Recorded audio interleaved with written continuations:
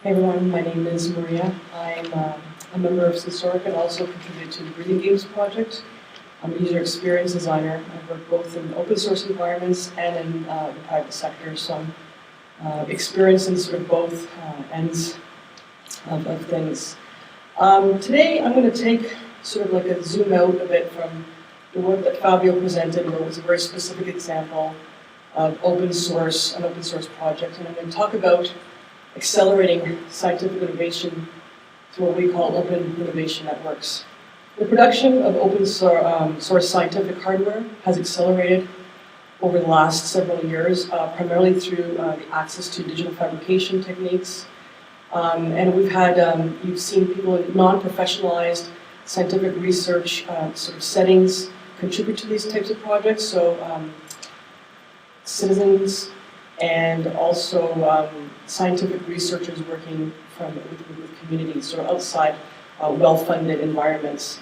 And they produce stuff from environmental monitoring devices to medical devices. And there's just thousands of these projects that I've seen at different conferences that I've attended. Now, it goes beyond, and Fabio touched a bit on this, beyond the object of creating these open source objects that are shareable or data that's shareable, but it's also about peer-to-peer pedagogy. And this is where you start to really start pushing and spreading out this knowledge quite quickly. So here you're sharing tools with one another, you're teaching one another. In the Breathing Games project, we had medical researchers and other medical practitioners who were learning from game designers, and then vice versa, we had game designers and developers who were learning about respiratory illnesses. And this sort of, you build on that knowledge and you can apply it to other contexts. So that part is very powerful. So this knowledge transfer, as we call it, it can happen within a small group, at annual gatherings, like the Open Source Hardware Conference, or at the Gathering of Open Source Hardware. There's a bunch of different ones that happen annually where people share their ideas and their research and their prototypes, and then also through open access journals. However, often what happens is you have this knowledge that's produced and shared on a smaller scale, and often these science, these devices that are created by citizens do a good job of addressing local problems quickly, but there are barriers to accelerating the innovation to a larger scale. And part of these are like low visibility, they're made for local context and not really thinking about scalability. Often there's a lack of documentation because you're just trying to get the prototype out, so you're not really making it truly open source. And then there's no structured peer review process, so you're not really sharing it and seeing what others think about that, whether it stands up to the test of making it a truly robust object.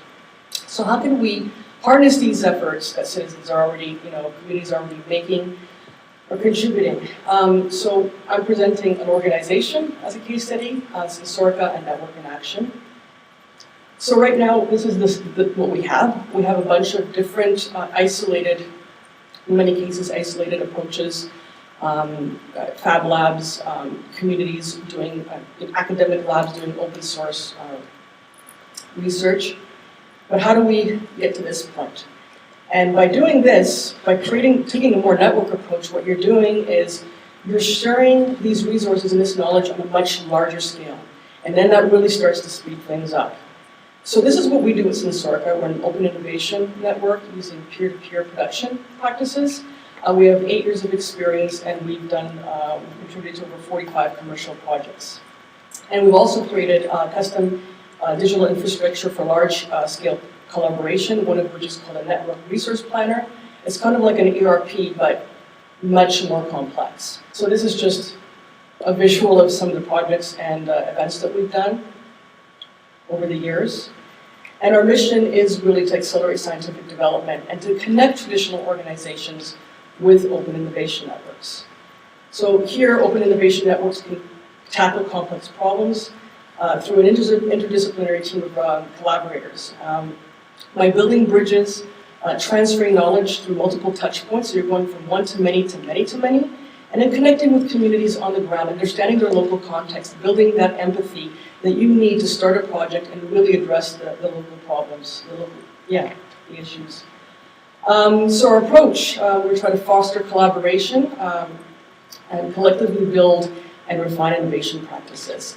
And finally, we try to mutualize resources and knowledge through distributing equitable value to innovators, so people who contribute to the project actually get something out of it. Either they're building up their reputation within the network if it's a non-paid project, or if there is a budget, they actually get what they put in.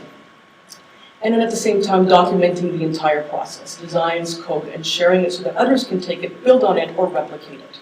We have 3 layers to our approach. One is co-creation, so large-scale collaboration.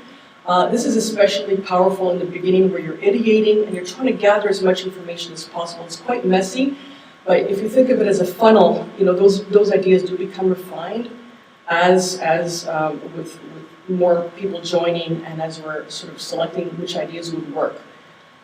It's actually quite a robust process. And we do have digital infrastructure to support this kind of activity, because without the Network Resource Planner and without other digital infrastructures that we use, the co-creation just could get lost. But here we have a support structure, and finally governance, which is the backbone to having a shared understanding of how we're going to approach things, making sure that people are accountable for the work and their contributions.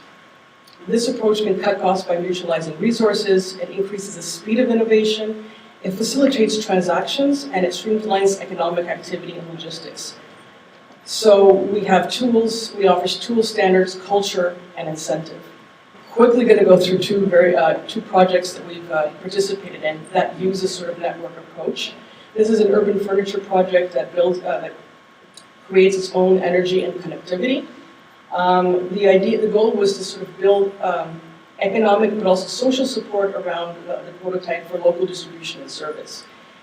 And we had a bunch of different organizations involved in this. So we replicated the project. It was actually Qatar who brought it from France, and we took it and we made a smaller model of it. So we had, open innovation networks, citizens, different community members, and also the private sector contributing to this project. And then we're, in terms of scaling it on a much bigger scale, we're working on a proposal. We're in sort of the more advanced stages of this proposal where we're trying to, we've submitted for funding from different levels of government to create an integrated open innovation hub. And the goal is to build these, an ecosystem with shared infrastructure. So it's called Voice, and it would be taking place in Verdun, Montreal, and you would have this consortium that would consist of SENSORICA and WeShare, and then these Fab Lab cells that would share digital infrastructure and be able to kind of build up on knowledge and accelerate innovation practices. And our hope is that we would be able to bring the public into it through public funds, other open innovation communities, academia, local schools, and the private sector. However, despite the fact that this has been widely received, well received, there are challenges to widen our approach. There is a resistance to scientific innovation using new methodologies. So it's not just about making things open, but about working in very new ways. People feel more comfortable with what they know. And as was mentioned earlier during the session, this requires a cultural shift. And you'll see many examples of these sort of practices taking place in Europe, particularly in Northern Europe, in Belgium and Holland, and in Scandinavia. But much less here, the North American context is quite different. So in terms of our pathway to innovation, if Canada is going to be a true leader in innovation, we need to go beyond investment in new technologies and experiment with emerging new methodologies and practices, particularly through participatory approaches. Thank you.